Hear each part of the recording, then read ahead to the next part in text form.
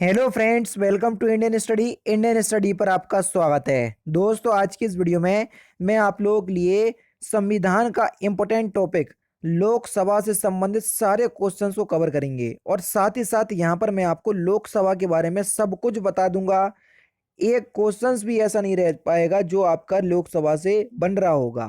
तो आप वीडियो को एंड तक जरूर देखिएगा, क्योंकि मैं आप लोगों को सारे टॉपिक वाइज संविधान पढ़ा रहा हूँ। पहले मैंने आपको राष्ट्रपति पढ़ा दिया, उपराष्ट्रपति पढ़ा दिया, अब लोकसभा, फिर राज्यसभा, फिर आपका संसद आ जाएगा। इस तरीके से मैं आपको सारा कुछ पढ़ाता हुआ चल रहा हूँ, ताकि आपका एक एक वीडियो में एक छोटा छोटा टॉपिक मैं कवर कर रहा हूँ और आपके सारे डाउट जो हैं वो सर बिल्कुल क्लियर होते चले जाएंगे। तो वीडियो को एंड तक जरूर देखिएगा।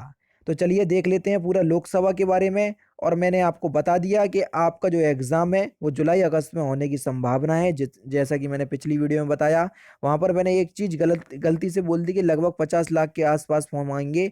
50 लाख तो नहीं भैया, 20 लाख मान करके चलें कि वो जो फॉर्म अप्लाई होंगे वो कम से कम 20 लाख तो आपके होंगे। ये बात के लिए मैं माफ़ी चाहता हूँ, मैंने उस वीडियो में ये बात बोल दी। तो कम से कम 20 लाख फॉर्म जो है वो अवश्य रूप से आपके यूपीएसआई में देखे जाएंगे।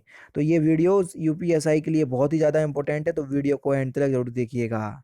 सबसे पहले तो लोकसभा के बारे में हम बात कर लेते हैं। लोकसभा जो है वो जनता का सदन होता है। जनता का सदन, लोकप्रिय सदन, निम्न सदन, लोकसभा, ये सारे नाम होते हैं लोकसभा के।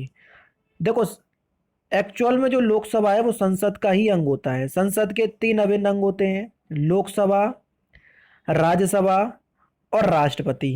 ये मैंने आपको कई बार बताया है। संसद जो है वो आर्टिकल 79 में है। उसके बाद अपर सदन होता है आपका राज्यसभा, तो राज्यसभा है आपका 80 में और लोकसभा है आपका 81 में। तो इस तरीके से आप याद कर सकते हैं।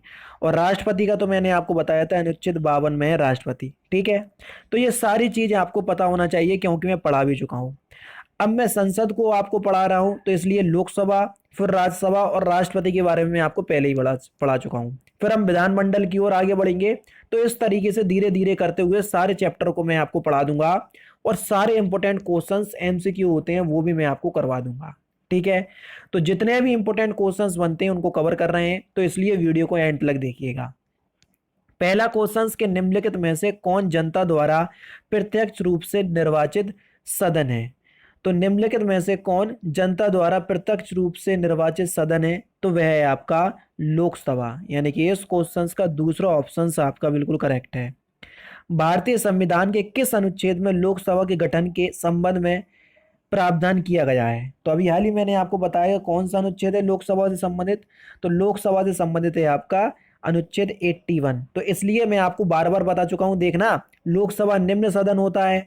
ठीक है, देखो, संसद होती है आपकी 79, अब उच्च सदन पहले आएगा, निम्न सदन बाद में आएगा। ठीक है, तो निम्न उच्च सदन होता है राज्यसभा, इसलिए वो आर्टिकल 80 में आता है। लोकसभा निम्न सदन होता है, इसलिए आर्टिकल 81 में आता है। ठीक है, तो कई बच्चे कंफ्यूज होते हैं, तो उनकी कंफ्यूजन को दूर कर रहा हूं मैं। नेक्स्ट क्वेश्चंस की बात करें तो नेक्स्ट क्वेश्चंस के मूल संविधान में लोकसभा के सदस्यों की संख्या कितनी निर्धारित की गई थी? मूल संविधान, जब संविधान बना था तो उस समय लोकसभा की जो संख्या थी वो कितनी थी दोस्तों, जल्दी बताओ। तो वो थी आपकी 500। कितनी थी? 500। लेकिन प्रेजेंट टाइम में आपकी 550। ठीक है, और दो आपके एंग्लो इंडियन नियुक्त होते हैं लोकसभा में, तो टोटल हो जाती है आपकी 552। लेकिन चुनाव जो है वो 552 पे नहीं होता है। ये जो आपके 550 है, अच्छे से समझना, कोई नहीं समझ पाएगा इतने अच्छे से। देखो, ये जो आपके 550 है इन्हें दो भागों में बांटा गया है। 530 जो है वो आपकी राज्य से आएंगी, और जो आपकी 20 सीटें जो आएंगी ये केंद्र शासित प्रदेश से आएंगी। ठीक है, तो देखो, 530 पूरी तो राज्य से आती हैं, लेकिन केंद्र शासित प्रदेश से 20 सीटें नहीं आ पाती हैं, क्योंकि जनसंख्या किसी केंद्र शासित प्रदेश में ज्यादा है, किसी में कम है। तो और लोकसभा की सीटों का जो आवंटन होता है वो जनसंख्या के आधार पर ही होता है। तो इसलिए यहां से केवल 13 सीटें ही आ पाती हैं। कहां से? केंद्र शासित प्रदेश से। तो टोटल देखना, 530 पूरी राज्य ने दी, 13 दी केंद्र शासित प्रदेश ने, तो कितनी हो गई, जल्दी बताओ? 543। और दो सीटें आपकी आंग्ल भारतीय या एंग्लो इंडियन। तो ये हो गई आपकी 545। तो टोटल चुनाव होता है एक्चुअल में 543 पे, 2 सीटें लोकसभा में आंग्ल भारतीयों की होती है, तो 545 टोटल अधिकतम सीट हो जाती हैं। समझ गए पूरा किस तरीके से होता है। लेकिन अभी जो 17वीं लोकसभा है उसमें वेल्लोर तमिलनाडु की जो सीट है वो रद्द कर दी गई है। क्यों? क्योंकि वहां पर जो भी हुआ हो तो उस वजह से वो रद्द कर दी गई है। तो प्रेजेंट टाइम में जो 17वीं लोकसभा में जो चुनाव संपन्न हुए वो 542 सीटों पर संपन्न हुए। ये बात को ध्यान रखना, बहुत इंपॉर्टेंट क्वेश्चन है। नेक्स्ट क्वेश्चन, 31वें संविधान संशोधन द्वारा लोकसभा के अधिकतम सदस्यों की संख्या कितनी निर्धारित की गई? 31वें संविधान संशोधन के द्वारा तो कितनी निर्धारित की गई? 545। मैंने आपको बता दिया कैसे, ठीक है, सब कुछ मैंने आपको बता दिया। नेक्स्ट क्वेश्चन, लोकसभा के सदस्यों की संख्या अधिकतम कितनी हो सकती है? तो अधिकतम कितनी हो सकती है? 552 हो सकती है अधिकतम, इससे ज्यादा नहीं हो सकती। ठीक है। नेक्स्ट क्वेश्चन, राष्ट्रपति द्वारा लोकसभा में आंग्ल भारतीय समुदाय के 2 लोगों को किस अनुच्छेद के द्वारा मनोनीत किया जाता है? तो ये अनुच्छेद कौन सा अनुच्छेद कहता है कि राष्ट्रपति द्वारा लोकसभा में 2 एंग्लो इंडियन भेजे जाएंगे? तो ये कहता है अनुच्छेद 331। दूसरा ऑप्शन आपका बिल्कुल करेक्ट है। अनुच्छेद 331 के तहत राष्ट्रपति महोदय जो है लोकसभा में 2 आंग्ल भारतीयों को नियुक्त करेंगे या मनोनीत करेंगे।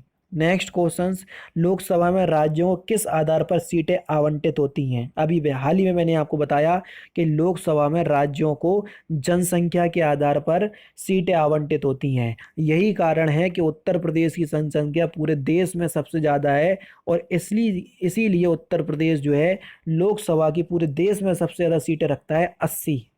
नेक्स्ट क्वेश्चन आपके सामने, लोकसभा में राज्यपाल सीटों का आवंटन 1971 की जनगणना पर आधारित है, यह किस वर्ष तक यथावत रहेगा?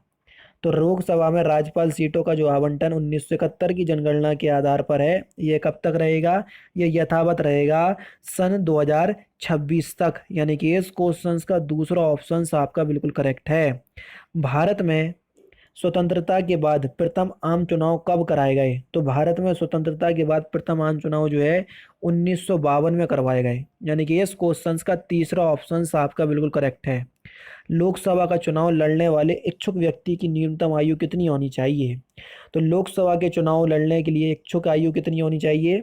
तो कोई व्यक्ति अगर लोकसभा के चुनाव लड़ने के लिए इच्छुक हो तो उसके कम से कम 25 वर्ष की आयु प्राप्त कर चुका हो। और यही प्रधानमंत्री की आयु होती है मिनिमम। क्यों? क्योंकि प्रधानमंत्री जो है वो लोकसभा के नेता होते हैं, तो इसलिए आपको 25 वर्ष की आयु प्राप्त करना अनिवार्य है। कौन सा राज्य सबसे अधिक प्रतिनिधि लोकसभा में भेजता है? अभी हाल ही में मैंने आपको बताया कौन सा राज्य है, वह है आपका उत्तर प्रदेश। उत्तर प्रदेश राज्य जो है वो लोकसभा में सबसे ज़्यादा प्रतिनिधि भेजता है। उत्तर प्रदेश के बाद सबसे अधिक संसदीय क्षेत्र किस राज्य में है? उत्तर प्रदेश के बाद, उत्तर प्रदेश में तो 80 सीटें हैं, उसके बाद कौन सा ऐसा राज्य है जिसमें सबसे ज़्यादा संसदीय क्षेत्र हैं? तो आपका जो सही आंसर हो जाएगा वह हो जाएगा आपका महाराष्ट्र। तीसरा ऑप्शन करेक्ट है। तो महाराष्ट्र जो है वो सबसे ज़्यादा संसदीय क्षेत्र है दूसरे नंबर पर, ठीक है, उत्तर प्रदेश के बाद। यहाँ पर लोकसभा की मेरे ख्याल से 48 सीटें हैं और उत्तर प्रदेश में तो 80 हैं। लोकसभा में कोरम यानी कि गणपूर्ति कोरम पूरी करने के लिए कम से कम कितने सदस्यों की जरूरत होती है? तो गणपूर्ति कोरम के लिए कितने सदस्यों की जरूरत होती है? कुल सदस्यों का 1/10। यानी कि इस क्वेश्चन का चौथा ऑप्शन करेक्ट है।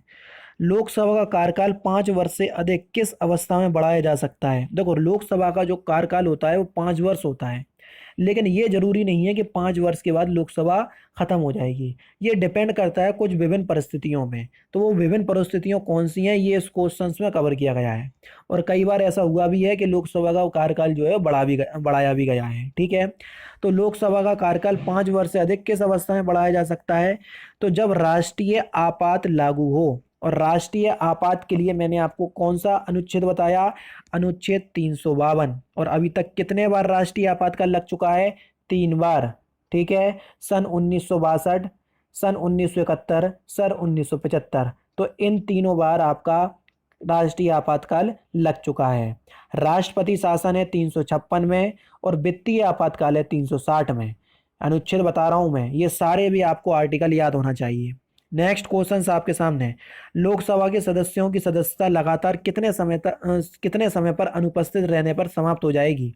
अगर लोकसभा के जो सदस्य हैं अगर वो अनुपस्थित रहते हैं लोकसभा में कितने समय तक, लगभग कितना, 2 माह तक, तो इनकी सदस्यता रद्द कर दी जाएगी। दूसरा ऑप्शन आपका बिल्कुल करेक्ट है, सॉरी दूसरा ही ऑप्शन। नेक्स्ट क्वेश्चन आपके सामने है, पहला ऑप्शन था आपका, ठीक है, लोकसभा की बैठक की अंतिम तिथि तथा दूसरी बैठक की प्रथम तिथि के बीच कितने समय से अधिक का अंतराल नहीं होना चाहिए। तो 6 माह से अधिक का अंतराल नहीं होना चाहिए। चौथा ऑप्शन आपका बिल्कुल करेक्ट है। लोकसभा के कम से कम कितने सत्र बुलाए जा सकते हैं। तो एक साल में लोकसभा के कितने सत्र बुलाए जा सकते हैं, वर्ष में 2 बार कम से कम, यानी कि दूसरा ऑप्शन आपका बिल्कुल करेक्ट है। इसलिए 6 माह तक का क्या नहीं होना चाहिए, गैप नहीं होना चाहिए। राष्ट्रपति लोकसभा को कार्यकाल पूरा करने के पूर्व भंग कर सकता है। राष्ट्रपति बिल्कुल कर सकता है, लेकिन किसकी सलाह पर, प्रधानमंत्री की सलाह पर। पहला ऑप्शन आपका बिल्कुल करेक्ट है। नेक्स्ट क्वेश्चन के लोकसभा का सदस्य बनने के लिए योग्यता नहीं है, भारत का नागरिक हो, बिल्कुल ठीक है, पागल या दिवालिया ना हो, बिल्कुल ठीक है, सरकारी पद पर लागू ना हो, बिल्कुल ठीक है, या लाभ का पद पर ना हो, तो उम्र 30 वर्ष से कम ना हो। नहीं भैया, लोकसभा का अगर आपको सदस्य बनना है तो उम्र 25 वर्ष से कम ना हो, यानी कि दूसरा ऑप्शन आपका बिल्कुल सही है, क्योंकि ये जो आपका योग्यता दी है जो लोकसभा के आधार पर गलत है। नेक्स्ट क्वेश्चंस की बात करें तो नेक्स्ट क्वेश्चंस आपके सामने कि निम्नलिखित में से किस से लोकसभा का अभी तक रक्षक कहा जाता है। निम्नलिखित में से किसको लोकसभा का अभिरक्षक कहा जाता है, अभिरक्षक। तो लोकसभा अध्यक्ष को लोकसभा का अभिरक्षक कहा जाता है। नेक्स्ट क्वेश्चंस, लोकसभा के अध्यक्ष को कौन बुलाता है या कौन चुनता है। तो लोकसभा के जो अध्यक्ष हैं उनको कौन चुनता है, लोकसभा के सदस्य ही चुनते हैं। दूसरा ऑप्शन आपका बिल्कुल करेक्ट है। स्थायी लोकसभा अध्यक्ष यानी कि प्रोटेम स्पीकर को कौन नियुक्त करता है। तो प्रोटेम स्पीकर को कौन नियुक्त करता है, तो ये राष्ट्रपति करते हैं। पहला ऑप्शन आपका बिल्कुल करेक्ट है। और प्रेजेंट टाइम में प्रोटेम स्पीकर कौन है, कमेंट बॉक्स में बताना। नेक्स्ट क्वेश्चन, लोकसभा का नेता कौन होता है। तो लोकसभा का जो नेता होता है वो होता है आपका प्रधानमंत्री। दूसरा ऑप्शन आपका बिल्कुल करेक्ट है। और लास्ट क्वेश्चन, अविश्वास प्रस्ताव किस सदन में लाया जाता है। तो अविश्वास प्रस्ताव जो है वो केवल लोकसभा में लाया जाता है। पहला ऑप्शन आपका बिल्कुल करेक्ट है। और आज का जो आपका क्वेश्चन है वो ये रहा आपके सामने कि वर्तमान में लोकसभा के अध्यक्ष कौन है। ओम बिरला जी, श्रीमती सुमित्रा महाजन, मीरा कुमार या मनोहर जोशी। सही आंसर बच्चों आपको कमेंट बॉक्स में बताना है। तो दोस्तों ये थे आपके लोकसभा से संबंधित सारे इंपॉर्टेंट क्वेश्चंस, अच्छे से समझा दिए मैंने, कहाँ कितनी सीटें हैं और कहाँ पर ज़्यादा कहाँ पर कम, ठीक है। तो ये सारी चीज़ मैंने आपको बता दी। और ये सारे क्वेश्चंस के बाहर मुश्किल ये है कि कुछ क्वेश्चंस जाए, ठीक है। तो इन सभी को अच्छे से अध्ययन कर लीजिएगा, वीडियो को अपने दोस्तों के साथ शेयर कर दीजिएगा। तो दोस्तों फिलहाल की वीडियो में सिर्फ इतना ही। अगर आपको वीडियो पसंद आए तो प्लीज़ दोस्तों वीडियो को लाइक कीजिए, शेयर कीजिए और साथ ही साथ मेरे चैनल को सब्सक्राइब करना ना भूलें, क्योंकि मैं रोजाना इसी तरह की वीडियोज़ आप लोगों के लिए लाता रहता हूँ। नमस्कार दोस्तों, जय हिंद, जय भारत।